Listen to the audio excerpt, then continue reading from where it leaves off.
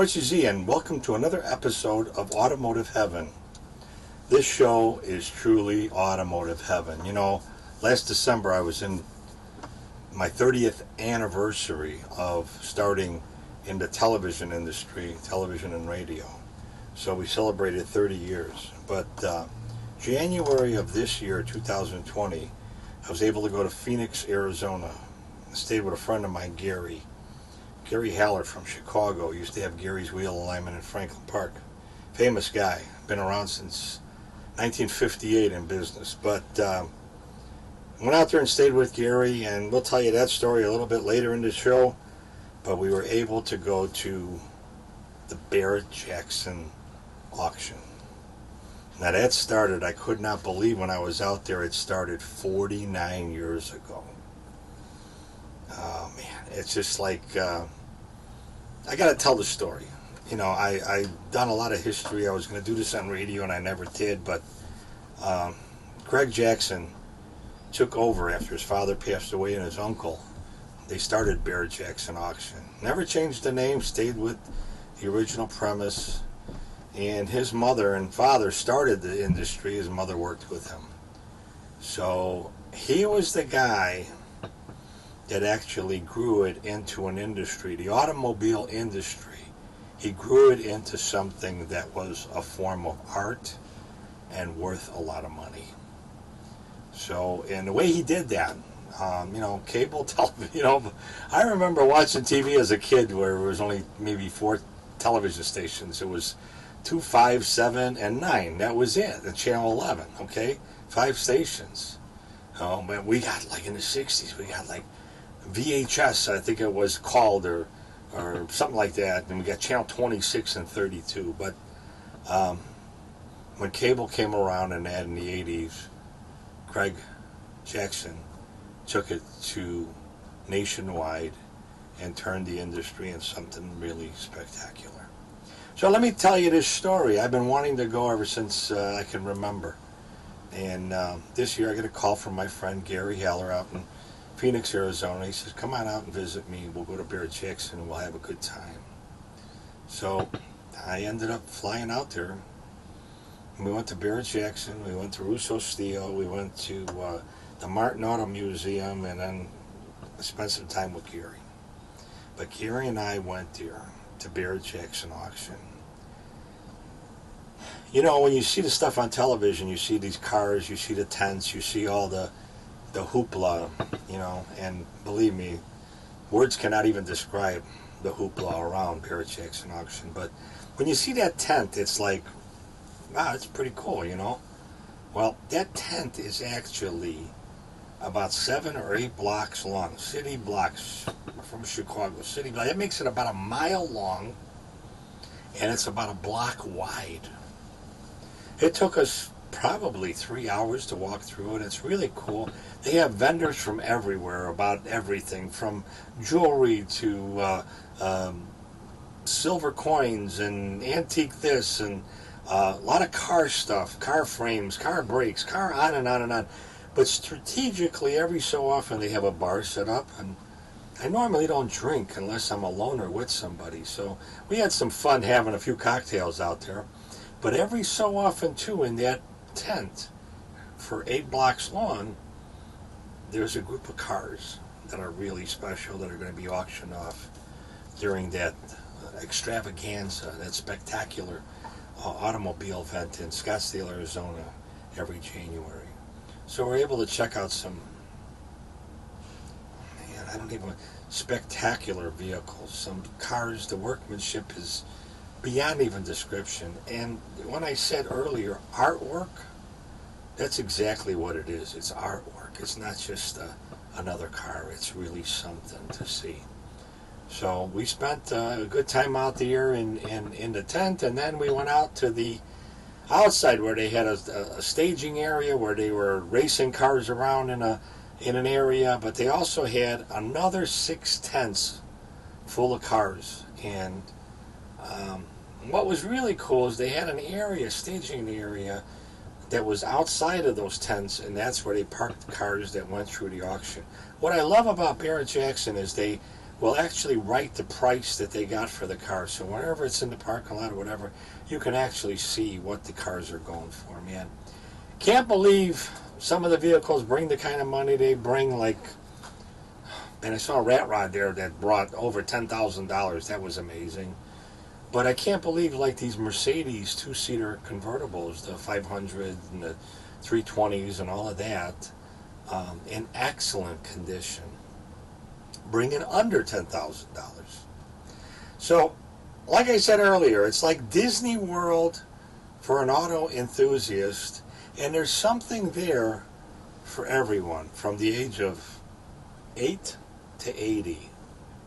If you like cars, if you like the automotive industry, if you like spectacular workmanship, creative workmanship, you'll see things there that you would never ever imagine in the history of the automobile industry that was possible.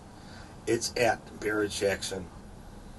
While we were out in Phoenix, we went out for breakfast every day. We went by the airport, very close to Gary's house in Phoenix, and there's a great restaurant. It's huge, where they have this small airport where the little Learjets fly in and out of. During this Barret Jackson thing, the place was completely full with little Learjets and smaller airplanes.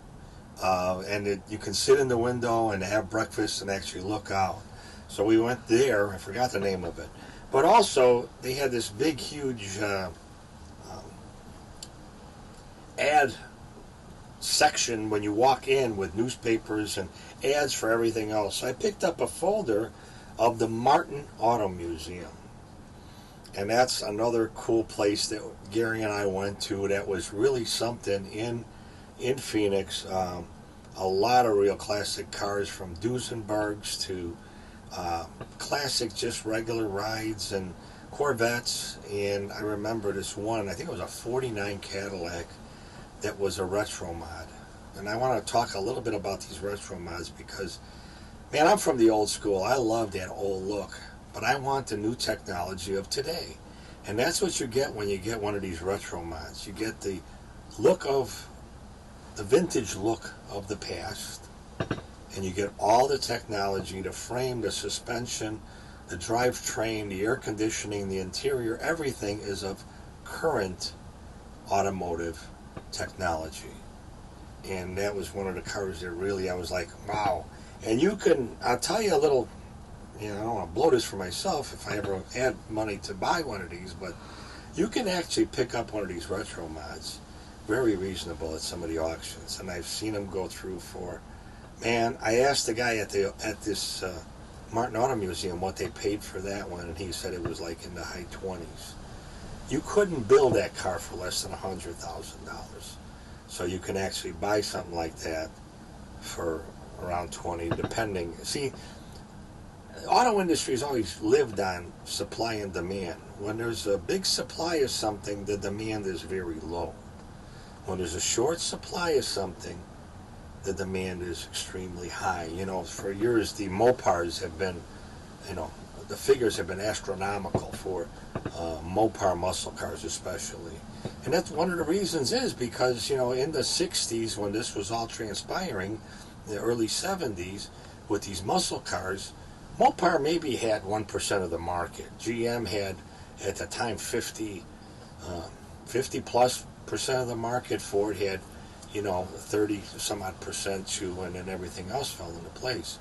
So now when you're looking for one of these Mopars from the 60s, a muscle car in that, the supply is very low. And that makes the demand, because there's a number of people that want it, but all it does is it brings the price way up. But I had a lot of fun at the Martin Auto Museum in Phoenix, Arizona. While in Phoenix again, we ended up at the Russo Steel auction. Now, Russo Steel, let me just put it this way. Russo Steel picks up vehicles, the auction that's there at that time, while the other one's going on, Barret Jackson's going on. Russo Steel has cars that are more super drivers, super affordable, things like that. So it doesn't, I don't want to say interfere, but it doesn't compete with the other auction. It has a group all its own for the vehicles that it has. And it's been around for, I believe, in around 20 years also, going on at the same time. There's been a lot, well, there's a lot of auctions that'll end up in Phoenix and in Scottsdale during this January, the month of January. One of the reasons I can attest to is the weather is just fantastic. I was there for 10 days. We had 1 day overcast, 1 day of rain, and 8 days of pure heavenly sunshine. You know, I got to mention one thing. You know, I've been friends with Gary Hallard for an excess of 50 years. In the 80s, he moved out to Phoenix. He had Gary's wheel alignment at Franklin Park. He was one of my mentors when I started Auto Magic. I was having some difficulties, this and that. He knew about a place that was up for rent. I went there. The rest was history. We were in business with Auto Magic. It's not tragic, and Auto Magic was our slogan. And we were in business for in excess of 15 years in Franklin Park, Illinois, doing body work. We did automotive repair. We did body work, custom work, a lot of cool things. But Gary had an alignment shop across the alley from me, and he was in business since 1958. 1983, I got married, and I asked Gary to be my best man at my wedding. So he was already living in Phoenix, but he came in and he did that. I got to say one thing, man. He called me and asked me to come out for in January to spend some time with him and that, and we had an automotive blast. We went to Barret Jackson, we went to Russo Steel, we went to the Martin Auto Museum, we went to the Hall of Flame Museum for fire paraphernalia, memorabilia, and equipment, and we just went around and he took me. Gary likes to gamble, so there's a lot of these gambling reservations and that in Phoenix. So we went to that a number of days and stuff, but it was just real gas. And it sometimes you need time to just get away and do things, and I was able to do that and clear my mind. And when I came back, we started working on churches and putting more television stuff together and radio stuff together and all of that. I just want to thank my friend Gary for having me out there in January, and I'll never forget it. I mean, it was just really something. But that's what friendship's all about. You know, people that when you don't expect something, it happens. So I want to thank my angel, because that's kind of what brought us together. I won't go into that story, but I thank God, and I want to thank my angel for making that whole thing happen. Hope you enjoyed today's show about Phoenix in January, Barret Jackson auction, Russo Steel auction, the Martin Auto Museum, and all the rest of it. You can go to my website, but you can also go to YouTube. I'm going to direct you to YouTube and just type in Richie Z, R-I-C-H-I-E-Z-I-E, and you'll be able to come up with all the shows that we have done recently. I think this is our 19th show in the last 3 months. So hope you're enjoying what we're doing. We got that GoFundMe page up. We're having some difficulties with some equipment and computers and this and that, so we have a GoFundMe page up. You want to see more programming like this, and we got some really cool churches coming up and some more really cool automotive stuff. I got a call from a major church on Sheridan Road up north. It's been around since 1892. They started working on it, putting it all together. I got another call from a church in River Forest. We shot that. And I connected with the Studebaker Museum in South Bend, Indiana. We're going to be putting that show together. But we need some funding. So if you find it in your heart to go to my GoFundMe page, we would really appreciate it. Thanks for watching. I'm Richie Z. I hope you enjoyed today's show. Go to Richie Z, 312-841-2560. Check out our website at RichieZ.com. RichieZie.com. Go fund me at Richie Z. It's very important that we get funding for programming like this.